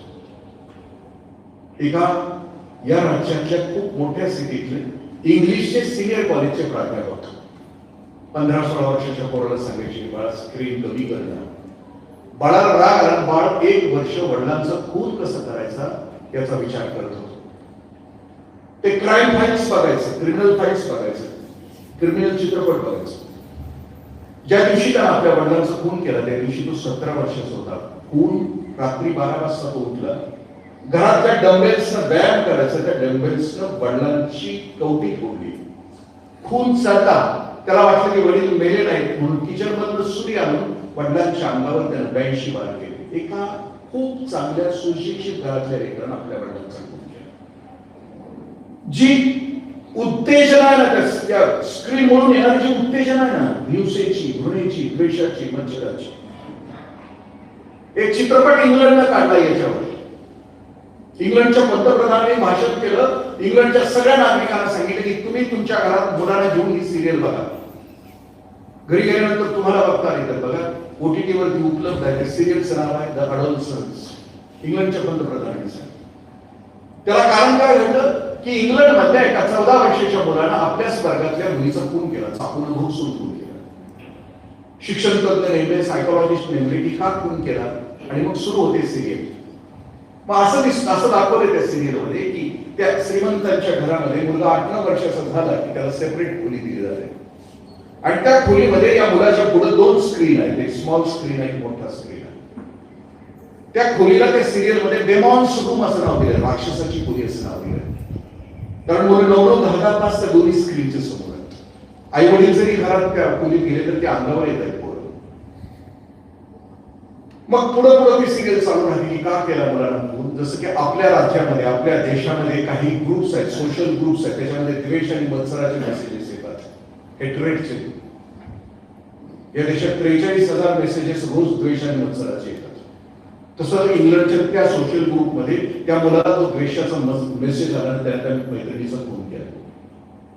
आणि मग तिसऱ्या टप्प्यामध्ये मुलांचं हे सोडवायचं असेल, स्क्रीनचं टायमिंग सोडवायचं असेल, तर मग त्याच्यामध्ये ते काही उपाय सांगितले की ते उपाय मी मगाशी सांगितलेल्या 2 पुस्तकामध्ये, डिटॉक्स डोपामाइन आणि डू इट नाउ, ही 2 पुस्तकं आहेत. 80 नंबर मारायची सूत्र दिली की स्क्रीन पासून दूर कसं जायचं. मी युवा शिबिर दरवर्षी घेतो आहे, 25 वर्ष झालं. 4-4 हजार मुलं माझ्याकडे येतात. त्यातला एक मुलगा जो क्लासमन झाला तो देवरूपला आहे, त्याची बायको MSc फिजिक्स आहे. मुलगा झाल्यानंतर तिच्या लक्षात आलं नाही, रडायला लागला की तिनं मोबाईल द्यायला सुरुवात केली. 3-4 वर्ष झाली. आता तिच्या लक्षात आलं की तिचं बाळ बोलतच नाही, स्क्रीनचा अभ्यास झाला, त्याचा ऍडिक्ट झाला. दुसऱ्या वर्षी तुमची माझी मुलं बोलतात, तिचं मूल बोलतच नाही. आणि आता मोबाईल काढला की ते हिंसक झालं, बोच करायला लागलं, आईच्या अंगावर यायला लागलं, त्रिकोण मारायला लागलं. ती आता गेली 3-4 वर्ष कोल्हापूरच्या संवाद सेंटरमध्ये आपल्या लेकराला घेऊन राहते आहे. आता त्या मुलाचं वय 5-6 वर्षाचं होत आहे. आता कुठं आई बाबा होत आहे, कव्हर व्हायला 3 वर्ष लागली. ऍडमिट झाल्यानंतर 2-3 वर्षानंतर, 1-2 वर्षानंतर त्या पोलीस मला फोन आलं होतं की काका मी MSc झाले, तर आई नाही चांगली होऊ शकते. आज 5 वर्ष झालं तर माझं पोरगं आई बाबा बोलायला तयार नाही. त्या संवाद सेंटर मध्ये गेल्यानंतर अंगावर सरसरून काटा येतो. ही जी पोरं आहेत झोपवलेली, हात थरथरणारी, डोळे थरथरणारी, सतत हात असाच करतो, त्याचा असाच करतो. सांभाळूया. हा सार्वजनिक रोग झालाय तुम्हाला, मला सगळ्यांना रोग झाला. त्या रोगावर आम्ही सगळ्यांनी मिळून मात केली तर पुढच्या पिढीसाठी आम्ही काहीतरी करू शकतो. एक फॅमिली आहे या देशामध्ये, खूप मोठे उद्योगपती आहेत. त्यांच्या घरातला मोबाईल 9:30 ते 5:30 असतो. 37 जण काम करतात, 37 जण संध्याकाळी घरी येतात आणि आपला मोबाईल आपल्या आईच्या पायाजवळ ठेवतात. संध्याकाळी 5:30 ते 9:30 सकाळपर्यंत मोबाईल सगळ्यांचा बंद असतो. करोडोचा बिझनेस आहे. त्या घरातला दुसरा आणखी एक संस्कार आहे, संध्याकाळी सगळी फॅमिली एकत्र जेवण करते आणि त्यांचं जेवण 1.5 तास चालतं, 8 ते 9:30. एवढं काय जेवतात तुम्हाला वाटत असेल. त्या कुटुंबाची एक पद्धत आहे की 37 जण रात्री झोपताना एकेका पुस्तकाची 10 पानं वाचतात आणि वाचलेली 10 पानं दुसऱ्या दिवशी संध्याकाळी त्याचं शेअरिंग करतात. टेबलवर 36 पुस्तकांचं चिंतन होतं जेवण झाल्यानंतर. काय फॅमिली असेल तुम्ही वाचा, नाव नंतर सांगितलं तुम्हाला मी. आम्हाला तसं म्हणजे असं जगायचं आहे की उथळ जगायचं आहे का पोकळ जगायचं आहे, हॅलो आणि शालो जगायचं आहे की समृद्ध जगायचं आहे. निसर्गाला दिलेला हा जन्म जो आहे माणसाचा इतका सुंदर दिलाय, महाराष्ट्रात दिलाय, ज्ञानोबा तुकोबांच्या भागात दिलाय, तर आम्ही कसं जगायला पाहिजे. आणि मग शेवटाकडे येताना मी असं म्हटलं की मोबाईलच्या विषयी आपल्याला काय करता येईल तर बघा, विधी ते पाळीत, निषेधा ते गाडीत, मज कर्म पडी राहती तर पुढे झालं. घरामध्ये घरपण द्यायचं असेल पालकत्व म्हणून घरामधलं वातावरण कसं असलं पाहिजे, घरामध्ये तुमची नजर कशी आहे, घरामध्ये तुमचे शब्द कसे आहेत एकमेकाबद्दल वापरले जाणारे, घरामध्ये तुम्ही एकमेकांना स्पर्श कसे करता आणि घरामध्ये एकमेकांना तुम्ही प्रेम देता का, ह्या 4 गोष्टी तुमच्या घरात आहेत. जगातली सर्वश्रेष्ठ संस्था कोणती असेल तर ती कुटुंब नावाची संस्था आहे. आता आपल्या देशातले सुद्धा फ्युचरॉलॉजिस्ट असं म्हणायला लागले की 2040 साली या देशातली कुटुंब नावाची संस्था संपणार आहे. माझ्या देशातलं सगळ्यात मोठं सौंदर्य कोणतं असेल तर इथं कुटुंब नावाची संस्था आहे. आणि या संस्थेला 2 खांब आहेत, एक आई एक बाबा. हे 2 खांब जोपर्यंत जिवंत आहेत ना तोपर्यंत या देशामध्ये काहीतरी करू शकतो, अन्यथा नाही. मग पहिली गोष्ट नजर कशी आली एकमेकांकडे बघतो कशी, दुसरे आम्ही शब्द कोणते वापरतो एकमेकांच्या घरामध्ये. आमच्यासारख्या शासकीय अधिकाऱ्यांना शिवी द्यायची सवय असते. मी घरातल्या सगळ्या माणसांना सुद्धा शिव्या देत असेल तर ते माझं वाटणारं पोरग लक्षात बरोबर शिवी ठेवते. मी भच्या बाराखडीची शिवी नाही म्हणत, मी गाढवा नावाची छोटीशी शिवी वापरतो. मी समजा गाढवा म्हणतोय तर त्या पोराला गाढवा शब्दाचा अर्थ पण माहित नाही, तर ते घरात म्हणते गाढवा. एक दिवशी तो माझ्यासारखा माणूस घरी रविवारी बसलाय आणि एक वर्ग कधी एसटीला प्रवास करत होतो, त्याने एसटीतल्या कंडक्टरचा रूल ऑब्झर्व केला, निरीक्षण केलं. तो खेळत होता पाटलांच्या शेजारी. ते ज्या गाडवाला गाडीत बसायचं त्याला बसा, ज्या गाडवाला उतरायचं त्याला उतरा. आशिवी आलं, ज्या गाडवाला बसायचं त्याला बसा. बापाच्या लक्षात येते की कार्ट शिवी देते आणि माझीच शिवी देते. बापाला राग आला, 10 मिनिटं निवार हाणलं बापानं पोरग येऊन बाप पुन्हा येऊन बसलं जागेवर. पोरग निरागस आहे. मग निरागस शब्दाचा अर्थ काय ते चक्कर विसरतं अपमान. नवरा बायकोतले अपमान आपण किती दिवसात विसरतो. अनबन मोबाईल नव्हता त्यावेळेला महिन्याच्या वेळेला आपण नवरा बायको बोलत नव्हतो. मग त्यावेळेला बोला आपण जुळायचं कधी, पोरग कधी घालायचं, त्याला सांगायचं की सांग बाला शिजवून ठेवले टेबलवर गिळून जा, असं मेसेज पूर्वी काही बाजूला त्याला पटलं. अनुभव असल्याशिवाय काही होत नाही. आता मेसेजेसवर चालू आहे. समजा अनुभव झाली तर ते लवकर आणि असायला पाहिजे. पती पत्नीचं नातं श्रावणातल्या सरीसारखं असतं. क्षणात येती सरसर शिरवे, क्षणात फिरून निघून.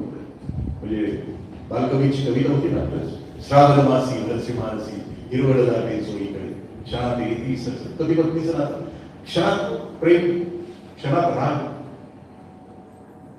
पोरग निरागस आहे. ते पुन्हा गेलं, पुन्हा तिची गाडी सुरू झाली. तीन ज्या गाडवाला बसायच्या बसा, ज्या गाडवाला उतरायच्या उतरा. आत्ताच एका गाडवामुळे गाडी 10 मिनिटं लेट झाली असेल. आमचेच शब्द ते उचलत. संस्कार नसतील घरामध्ये. संस्कार या शब्दाचा अर्थ काय, मोठ्यांचा आदर आणि लहानांची कदर, त्याचा अर्थ संस्कार. एकदा इंद्रजित नावाचा माणूस, कारण मला जायचं आहे इथून म्हणून मी माझंच नाव घेतो. इंद्रजितचा वाडा आहे मोठा, लाकडाचा आहे. इंद्रजितला कोणी नाही, एकटाच राहतो. आता माझं वजन 1 क्विंटल आहे, त्या इंद्रजितचं वजन समजा 140 क्विंटलचं होतं. दरवाजे छोटे होते त्या वाड्याचे आणि इंद्रजित असे उभे होते त्या गॅलरीमध्ये. आणि ज्या घरात संस्कार नाही त्या घरातलं पोरगा असं घालून निघाले 8-9 वर्ष. ते उगाच वर इंद्रजितकडे बघते म्हणते, इंद्रजित तू मेल्यावर तुला खाली कसं काय नाही. चिंता लोकांना कशाची असेल काय सांगता येत नाही. म्हणजे हार्मोनची खाडी बंद का झाली ह्याला चिंता आहे काय, करणाऱ्यांनी करायला पाहिजे, पण ही चिंता आहे. तसं इंद्रजितचं काय होणार म्हणून त्या पोराला चिंता. दरवाजे छोटे आहेत, लाकडाचे आहेत आणि खाली कसं आहे, मेल्यावर खाली कसं आहे.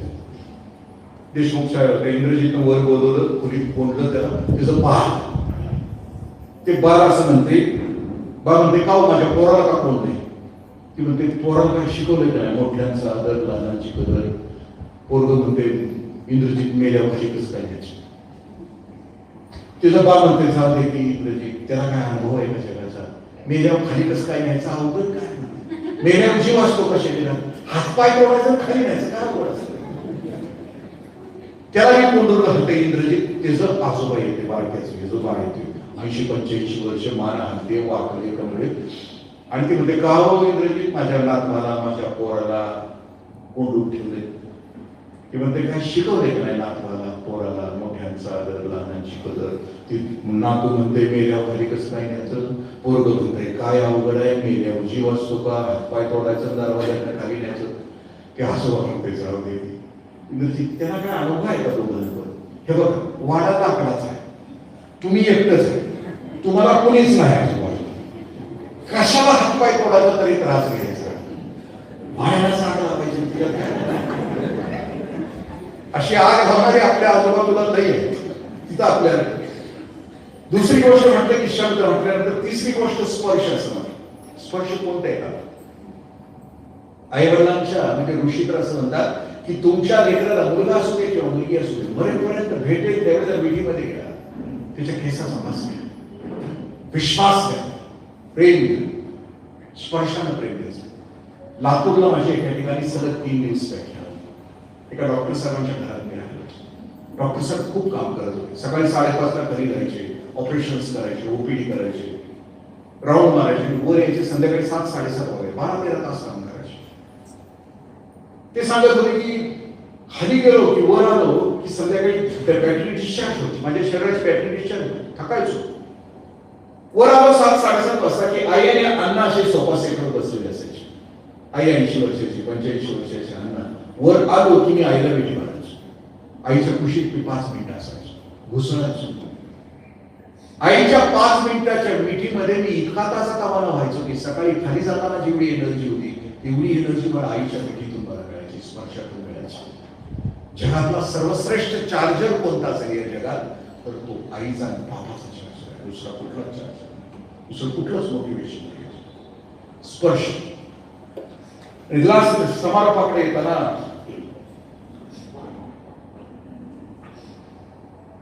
दीड तास लय घायला आणायला नको आहे ना, छळ लय करायला समारोपाकडे. मी मगाशी म्हटलं ना आपलं जग जे आहे, आपला भोवताल, तो भोवताल सुखी करायला. एक वाक्य मी आपल्याशी बोलतो. माणूस नावाच्या जातीनं मरायच्या अगोदर पुढच्या पिढीला जगायच्या लायकीचं वातावरण तयार करून मग मरायचं असतं. आम्ही आमच्या पोरांच्यासाठी कोणतं वातावरण तयार करायचं केलं तपासलं आहे. राबायचं पोरांनी, आदल्या दिवशी त्याचा पेपर फुटायचा. गेल्या वर्षी 85 लाखांना पेपर. 12वीला नापास झालेली पोरं नीट मध्ये 720 मार्क्स. कोणतं क्षेत्र आहे की ज्या क्षेत्रामध्ये फसवणूक नाही? कोणतं जग तयार केलं? मग लक्षात येईल की कोणतं जग असावं. घरी गेल्यानंतर एक गझल उतरून नवरा बायको आई वडील दोघांनी मिळून ती गझल ऐका. पंकज उदासनी गायली. त्याच्यामध्ये 7 स्टांजा आहेत. त्या 7 स्टांजामध्ये तुमच्या माझ्या कुटुंब संस्थेचं वर्णन आहे. म्हणजे आजोबांच्या पंजोबाच्या काळात आम्ही सुखी होतो तो म्हणतोय शायर. भले चूल नव्हती पेटत, 50-50 माणसं घरात असायची, पण कोण कोणाशी खोटं बोलत नव्हतं, कोण कोणाला दगा देत नव्हतं, चोरी होत नव्हती. पंजोबाच्या काळात सुखी होतो ना. आजोबाच्या काळात पण आम्ही सुखी होतो. वडिलांच्या आणि लास्ट बट सेकंड स्टांजामध्ये तो शायर असं म्हणतो की आता तुमच्या घरात सगळं आहे. खाली कार्पेट आहे, वर झुंबरं आहे, ब्रँडेड शूज, ब्रँडेड कपडे, सगळं तुमच्या घरात आहे. पण तुम्ही सुखी आहात? Are you happy? का तुम्ही बेडरूम मध्ये भांडता आणि दिवाणखान्यामध्ये येऊन नाटकी असता? तुमच्या घरात सगळ्या सुविधा आहेत पण तुम्ही सुखी आहात?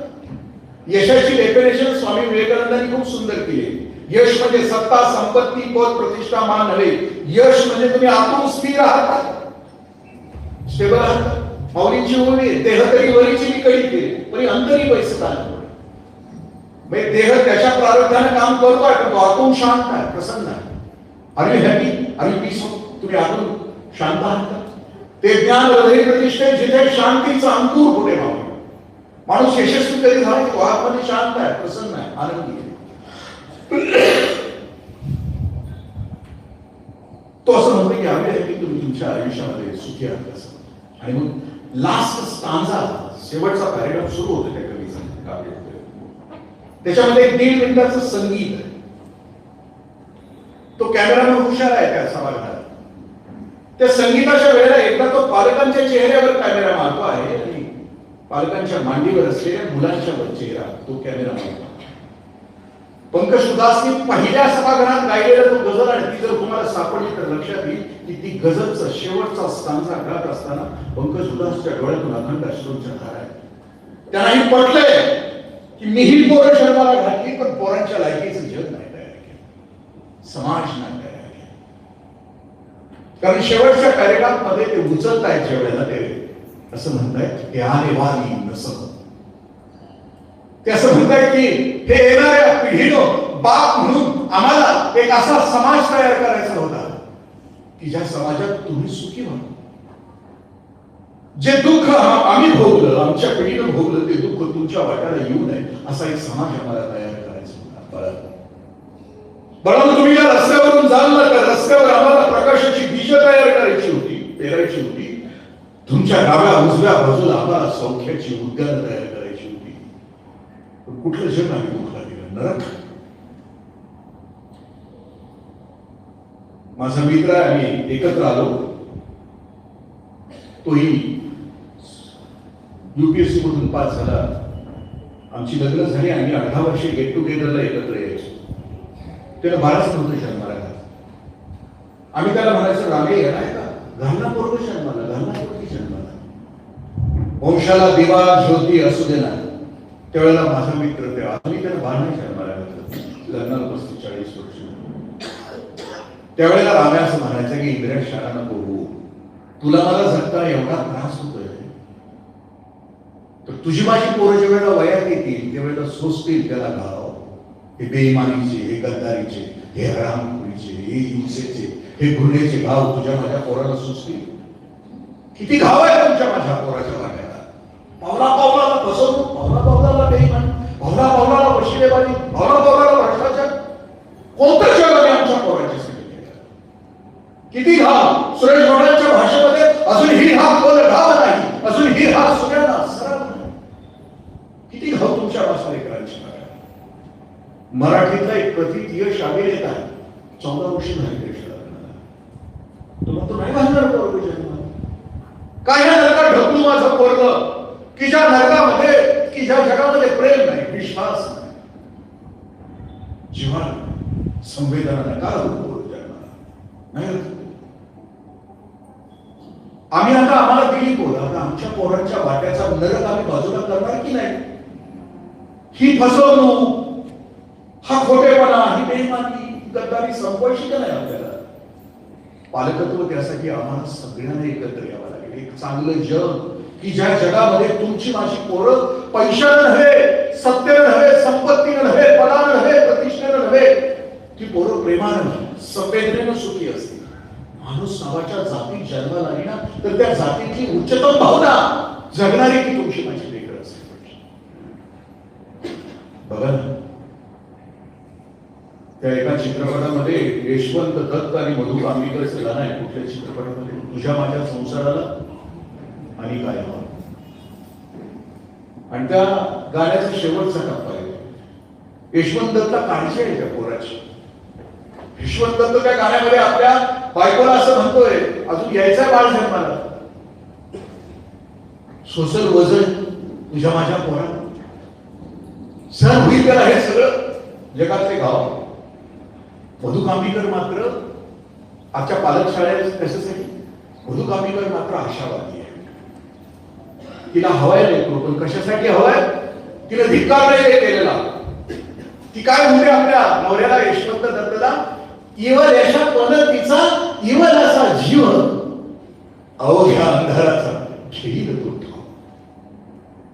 ती यशवंत नवऱ्याला सांगते, हो तुझं माझं पण ती जन्माला येईल ना, ती जगाचा अंधार संपवण्यासाठी, जगाचं दुःख आणि वेदना संपवण्यासाठी तुझं माझं पोट. बरे पंथी असेल, पण त्या पंथीच्या उजेडानं अवघ्यांचा ठाव घेईल, अंधार संपवेल.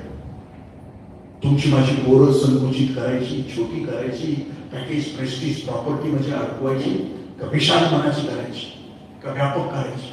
जगाचा अंधार संपवणारा, जगाचं अज्ञान संपवणारा, जगाचं विष संपवणारा महादेव कुणाला म्हटलं जातं की जो विष कंठामध्ये पचवतो आणि जगाला अमृत देतो त्याला महादेव असं म्हणतात. नीलकंठ त्याला म्हटलं विष पचवणार कंठापर्यंत, मात्र जगाला देताना अमृत देणार. आमची पोरं विवेकानंद म्हणतात की अमृताचे पुत्र, तुमची माझी पोरं अमृताची पुत्र असते, जगाला संजीवनी देणारे, प्रकाश ज्ञान देणारे, तुमची अंधार संपवणारी असली पाहिजे. आणि त्यासाठी साहेबांनी धडपड या टेकडीमध्ये त्यासाठी केली. मी ऐकत होतो की इथं कोणकोणते उपक्रम चालवले जातात. सगळ्या उपक्रमामध्ये आपण सहभागी, तन मन धनानं सहभागी, घड्याळा पाहिजे लेकर, येणाऱ्या पिढीसाठी बाप म्हणून त्या पोराने आपल्याविषयी कृतज्ञता व्यक्त केली पाहिजे. हा बाबा तुम्हाला चांगलं जग देण्याचा प्रयत्न केलास, त्याला विश्वास मागला पाहिजे. मागच्या पिढीमध्ये माझ्या आई बाबांना जगातली जनावर सुद्धा पुढच्या पिढीसाठी जगतात. आपण कधी रानात चरणाऱ्या रानगाया किंवा हत्तींचा कळप कधी बघितला तर ते चरताना कशी चरतात माहितीये तुम्हाला? गोल रिंगण करतात आणि मध्ये वासराला घेतात, मध्ये पिलाला घेतात. तुम्ही विचारा ना त्या हत्तीला, तुम्ही विचारा ना त्या गाईला, का गोल रिंगण करता, का मध्ये पिलाला घेता? तो हत्ती आणि ते घोडे सुद्धा सांगते, गाई सुद्धा सांगते की चरत असताना चुकून वाघ आला, बिबट्याला, सिंहाला तर आम्ही मरू, तर आमची पिलं जगायला पाहिजे. बिरबलाकडे 2 घोड्या आल्या, दिसायला सारख्या होत्या. बिरबलाला बाहेर आणल्याने विचारलं की ह्याच्यातली एक आई आहे, ह्याच्यातली एक लेक आहे, ओळख. फिरून बघितलं, बिरबलाला नाही ओळखले, दिसायला सारखे होते. बिरबल म्हटलं चला नदीला घेऊन चला. बिरबल नदीला घेऊन गेला. नदीत 2 घोड्या लोटल्या. नदीतून घोड्या चालायला लागल्या. एक घोडी पुढे होती, एक घोडी मागे होती. बिरबल म्हटला पुढे आहे नदी, आई आहे, मागे नदी, लेक आहे. घोडीला सुद्धा कळतं की पाण्याचा प्रवाह गतीला आला तर वाहून मी मरेन, पण माझी लेक जगायला पाहिजे. घोडीला सुद्धा कळतं की पाण्यामध्ये भोवरा असेल तर भोवऱ्याच्या तळाशी बुडून मी मरेन, पण माझी लेक जगायला पाहिजे. चितमपल्लींच्या कहाण्यामध्ये जंगलातली एक कहाणी आहे. जंगलातल्या वानराच्या एका जातीला लक्षात येतं की पुढच्या वर्षी दुष्काळ येणार आहे. त्या वानरातली सगळी प्रौढ माकडं काय करतात की जंगलातली मधाची पोळी तोडतात. त्या मधामध्ये जंगलातल्या चांगल्या बिया कुस्करतात, काही पाला कुस्करतात आणि त्या मधामध्ये कुस्करून केलेल्या त्या बियांच्या आणि त्या मधाच्या चिकटपणातून तहानभुकेचे लाडू तयार करतात. प्रौढ लाडू, खूप लाडू तयार करतात. आणि जंगलामध्ये जे मोठं झाड आहे त्या झाडाच्या डोरीमध्ये हे सगळे लाडू ठेवतात प्रौढ माकडे. आणि आता ते प्रबोधन करतात आपल्या पोरांचं माकडं, अरे बाळांनो, येणारा काळ दुष्काळाचा आहे, तुमच्यासाठी तहानभुकेचे लाडू करून ठेवले. शिकवतात पोरांना, पिल्यानं शिकवतात. आणि सगळी प्रौढ माकडं परत डोंगराच्या कपारीला जातात आणि तिथं सगळी माकडं एकाच वेळेला आत्महत्या करतात, खाली उडी काढतात. माझ्या आई बाबांनो, जनावरांना सुद्धा कळतं की पुढच्या पिढीसाठी जगायचं असतं, पुढची पिढी शाबूत ठेवायची असते. आपण वानरांच्या पुढचे वंशज आहोत. आपल्याला जग चांगलं करायचं की नाही तपासा. आपल्या लेकरांना ह्या जगामध्ये सुखरूप आयुष्य द्यायचं की नाही. आणि माणूस नावाची जात फक्त प्रेम, जिव्हाळा आणि सद्गुणानं सुखी राहते. दुर्गुणानं, द्वेषानं, मत्सरानं कधी माणूस नावाची जात सुखी नाही. भगवद्गीतेमध्ये भगवान श्रीकृष्ण म्हणतात, अशांतस्य कुतः सुखम्. अशांत व्यक्ती, अशांत समाज कधी सुखी नसतो. आपल्या लेकरांच्यासाठी एक सुखी, शाश्वत, मूल्यावर आधारित आपण समाज नाही करू शकलो पुढच्या पिढीसाठी तर पोर प्रश्न विचारते 5-10 वर्षानंतर, बाबा कोणता जग दिला आमच्या वाड्याला? त्या प्रश्नाचं उत्तर द्यायचं असेल तर सर्वश्रेष्ठ पालकत्व आपल्याकडून घडावं. आपल्या लेकरांच्यासाठी त्याला हवं ते उत्कृष्ट द्यावं, नको त्यापासून त्याला दूर ठेवावं. आणि त्यासाठी आपल्या स्वतःची तयारी करावी. धन्यवाद. जवळजवळ 2 तास मी आपल्याशी बोलतो. जास्त बोलायचं नसतं खरं तर. व्याख्यान 1 तासाचं असावं, कीर्तन 2 तासाचं असावं, सिनेमा 3 तासाचा असावा, तमाशा 4 तासाचा असावा आणि गोंधळ रात्रभर असावा. माझ्या व्याख्यानाचा गोंधळ होऊ नये याची मी काळजी घ्यायला पाहिजे होती. पण तुम्ही इतके शांत बसला, खुर्ची हलवू नका म्हटलं तर तुम्ही खुर्ची हलवली. केवढा त्याग केला तुम्ही, सोपं नाही. मौली श्रोत्यांच्या विषयी असं म्हणतात, तुम्ही तो महेशाची रूप आहे, तुम्ही तर भगवान शंकराची रूप आहे. तुम्ही शांतपणे ऐकलं, याच्यात माझ्या वक्तृत्वाचा प्रभाव नाहीये माझ्या आई बाबा. मी ज्याच्याविषयी बोलत होतो ना तो तुमच्या काळजाचा तुकडा आहे आणि म्हणून तुम्ही शांतपणे ऐकू घेतलं. त्या काळजाच्या तुकड्याची तुम्हाला काळजी आहे. त्या काळजाच्या तुकड्याविषयी तुमच्या मनामध्ये भविष्याची हालचाल आहे आणि म्हणून तुम्ही मला ऐकत. याच्यात माझा कुठलाच होतो. तुमच्या या मानवतेला, तुमच्या या श्रोतृत्वाला हृदयापासून नमस्कार करतो आणि माझ्या वाणीला विराम देतो. कुठे चुकलं असेल तर क्षमस्व.